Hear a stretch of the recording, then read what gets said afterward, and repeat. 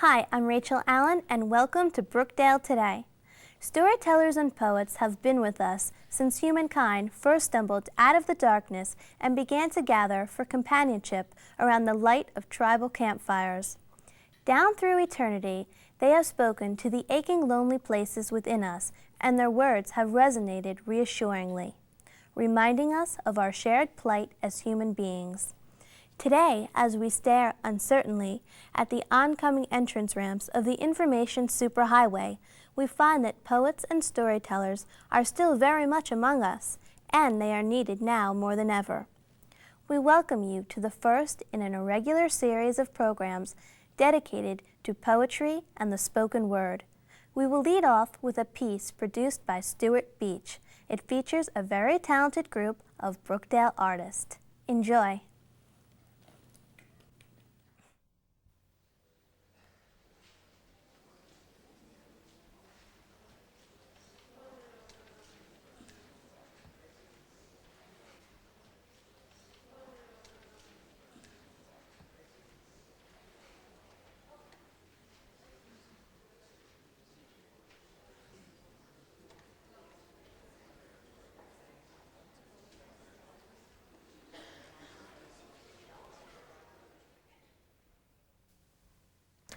What does the historian do but look back from the burst of the fireworks along the thin, burning trajectory of the idea? History is the ripples ideas cause, skipping across time.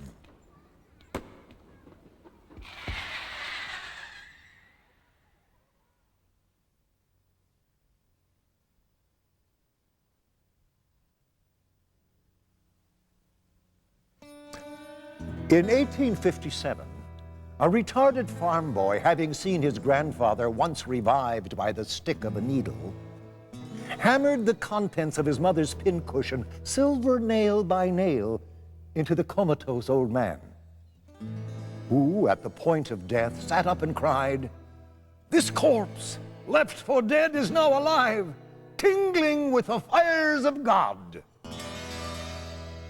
And, of course, died. But smiling fondly at the boy, ecstatic in his knowledge that the hammering, the whanging of his flesh, like a plank dancing under the hammer of the carpenter's son, vibrated, like all acts of providence, however painful, to the force of love.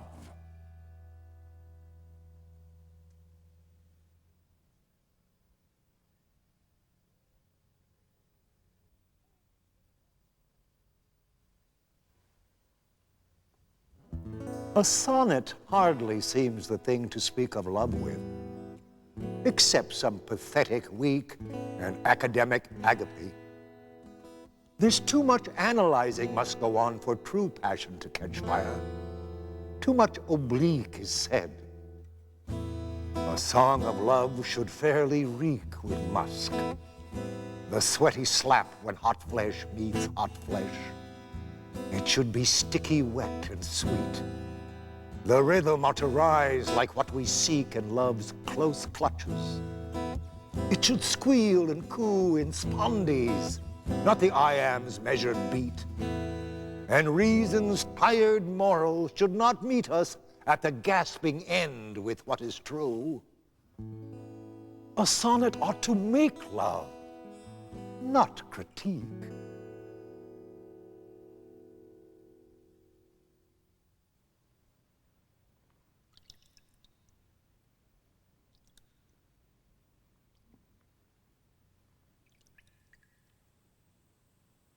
New dumping stopped, old toxins settling out. The marriage pool clears down its watery syncline by degrees. And though no bottom can be seen, subsurface fogs of old debris are thinning, and the bleach remains no longer float up unsuspecting as we kneel through our reflections to appall. And though no slick and slender trout survive, the smaller flora, once thought dead, now thrive in water where the gray-green mat of algae bloom once choked all life. Sunk, murky deep, old poisons stratify, worst lowermost, and animosities too hard to soften or decay lie thickly covered by the bottom's muck. Still, if we do not stir by the intensity of thought or thirst the bottom sediments to rise with their contaminants, we may, if we drink shallow, still drink sweet.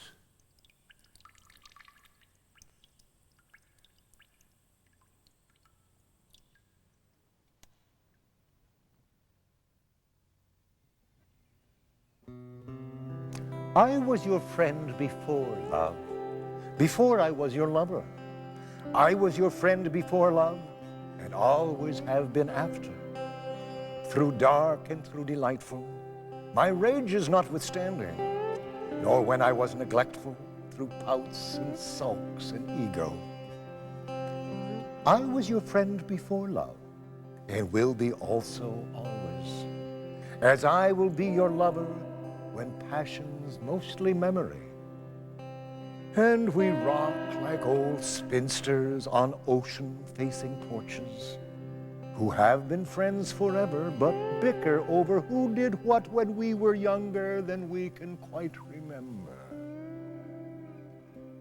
I was your friend before love, before I even met you, before you were, I loved you, as I will love you always, my best and only friend.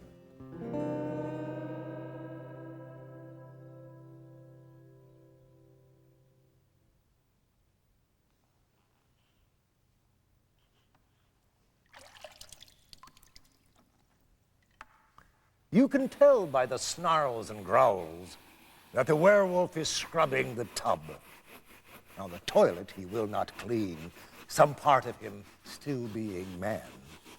Not even when he's contrite for having been out all night and coming home smirking at dawn, toilet bowl stained and stinking. It's not that he minds the smell, or that he's the least bit queasy. And besides, the werewolf's wife knows that he's sunk his snout into things even he wouldn't care to repeat. So he spares her those lies, and by compromise he will clean the sink and the thing where the toothbrushes hang, if pressed by his wife, or cajoled, or told only he has the arm strength to do it. And at times, in the grip of grief, over bodies left lying behind in the staggering, slavering night, he will scrub, if directed, the porcelain tub bone white.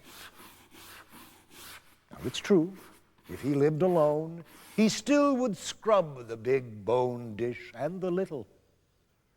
At least when the tub turned black, or the oft-dropped hairs formed a mat that made the shower collect as a bath to at least his knees. But now he does it to please, and to keep his mind off the moon.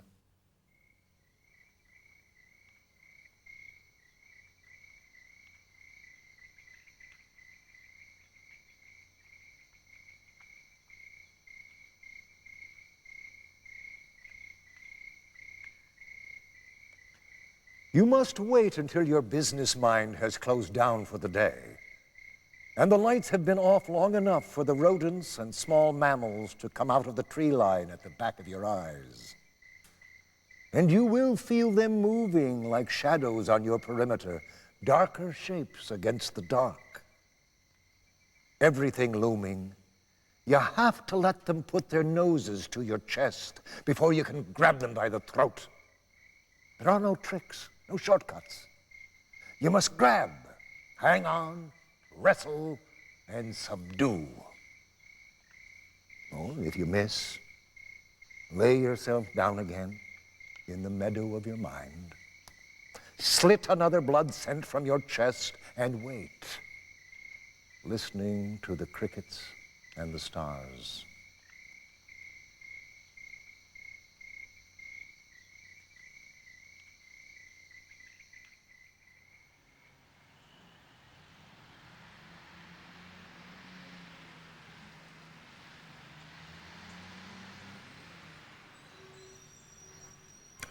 The brown Audi, like an eggshell cracked by a meticulous cook, the open ends placed one behind the other.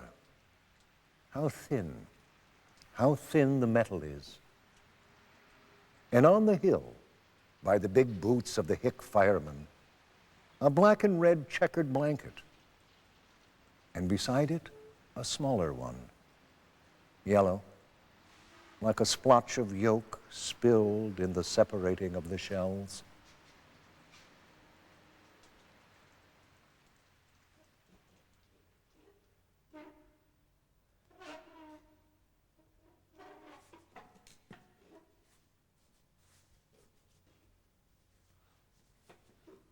The reader will not sit still. Or nail him tight to the chair with images sharp, through his hands and his feet, up through the seat, and bend the blood-blunted points around like a hoop, and hammer them down.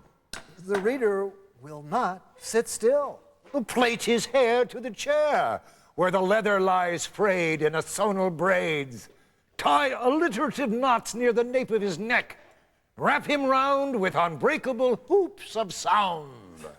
The reader will not sit still.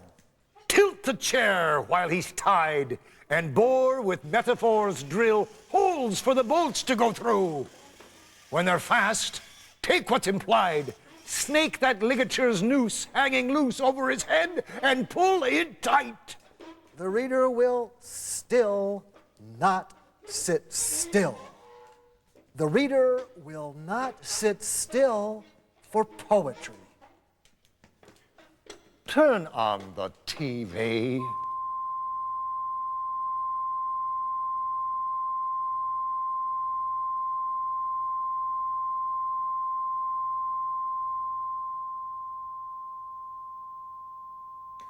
The room is stale with waiting. It might be a hospital or airport, we can't tell. Flat faces poised for grief officially to come.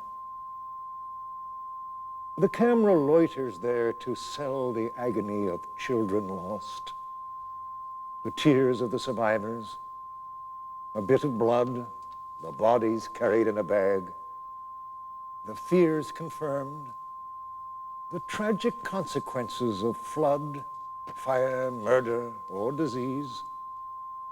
Tragedy in any form will do. Some private hell we can intrude upon. Some bloody smears red on white walls, drying brown as mud. We watch the flaming house, the father's pain. When did we get so hard to entertain?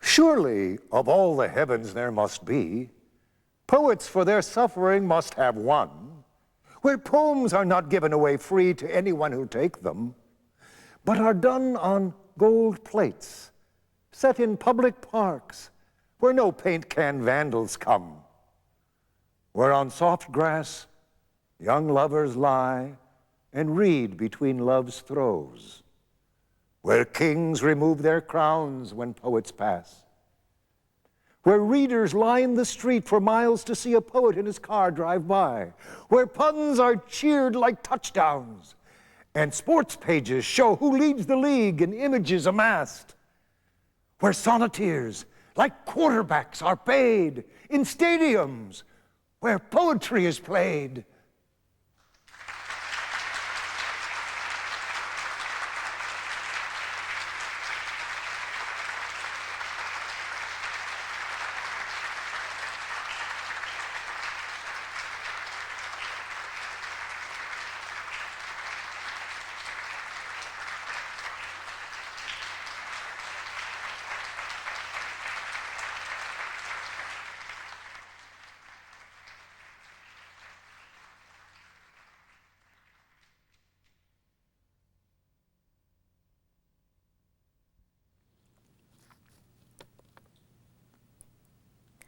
I saw a scarred child, and I wanted to heal his wounds.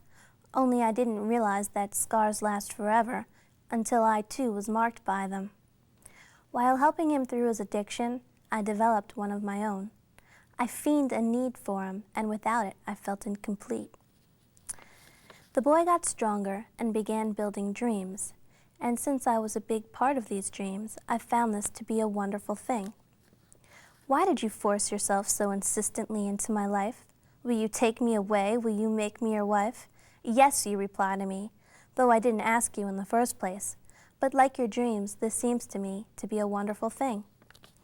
I just keep on devouring your ideas like an unnourished child nursing for milk. The boy grows stronger and stronger and continues building dreams. Only now he has become independent and can do it all alone. So keep on running if you must, after that freedom that you find so grand. But don't forget the comfort and security you once knew when holding my hand. Yes, I resent you now, but like everything, that too will end. I can't wait for the day that I'll be able to say, I love you, but only as my friend.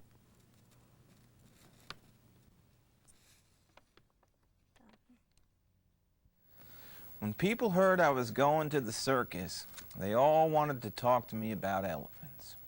Elephants make friends. Elephants have amazing memories. Elephants mourn the dead. All this and more, they told me. What was all this fuss about elephants, I wondered.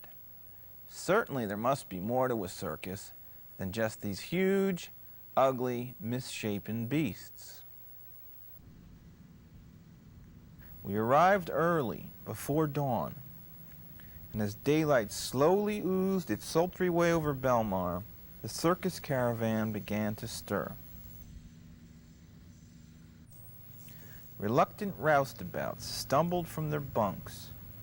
Shaking sleep from their eyes, they began the mammoth task of erecting the greatest show on earth.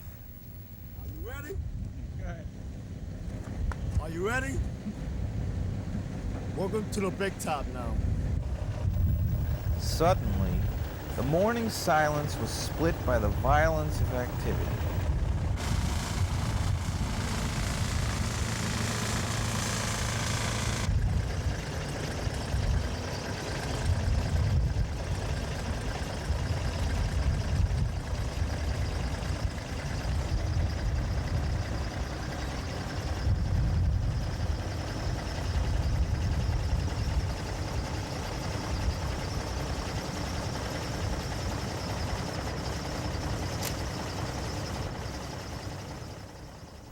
It was the elephant crew, breaking open the back of its first semi.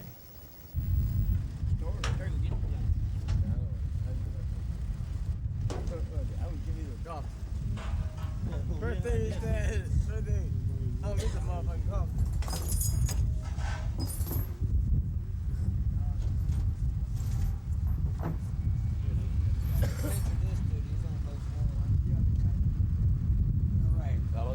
I think so, Cap.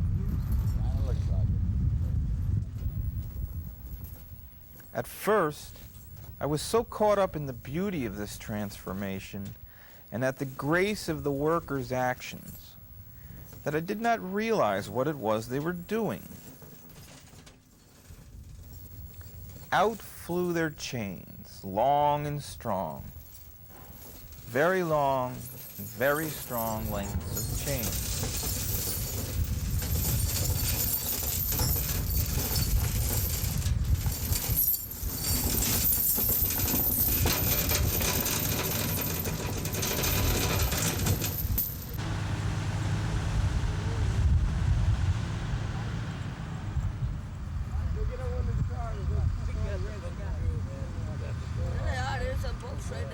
I went down there, checked it out last night.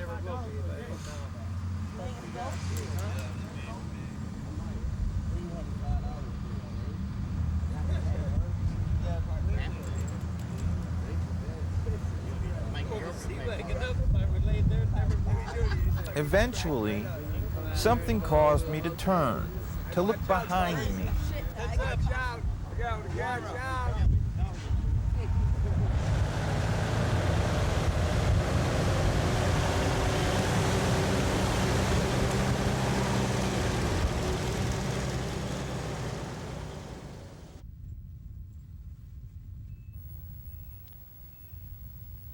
I caught the eye of an elephant peering from a hatch in a truck, intently watching the actions of myself and the crew.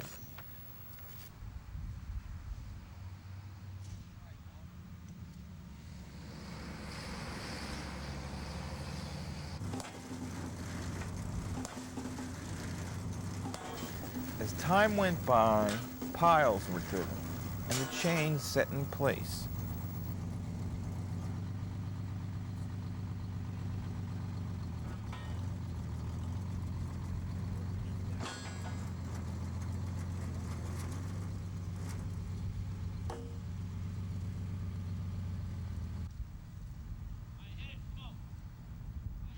The beasts were led away from their trucks and with their legs shackled, delegated to a small patch of grass. They set out to make it theirs. They scratched at the ground and tossed clumps of grass and straw upon each other's backs. I have no idea why. I began to wonder about these animals. Such large and obviously powerful beasts, yet not once did I observe them testing the limits of their restraints. I began to wonder, were these perhaps broken souls, victims yet again? Were these once noble creatures which had ranged so freely, now shackled prisoners, put there merely for our amusement? I began to think of slavery.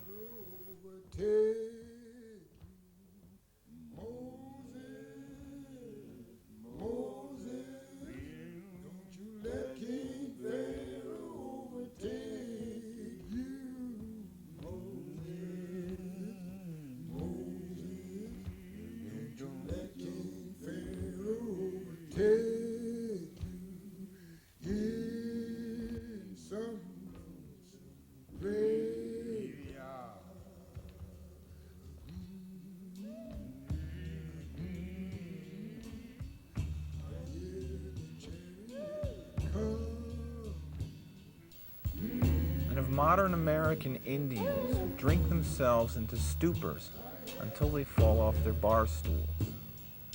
People told me stories about them, too.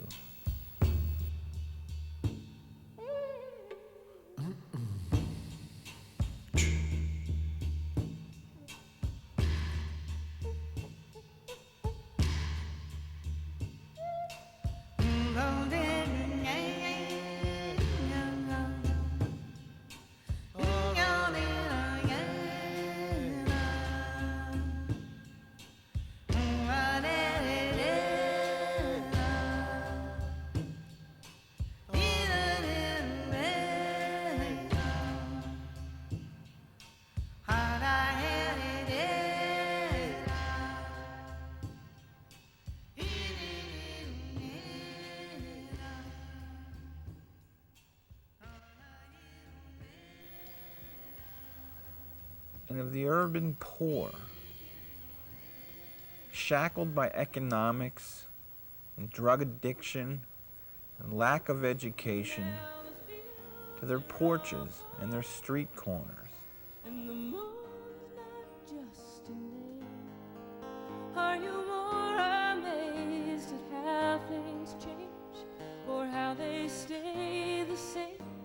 And do you sit here on this porch and wonder how the time flies by? Or does it seem to barely creep along?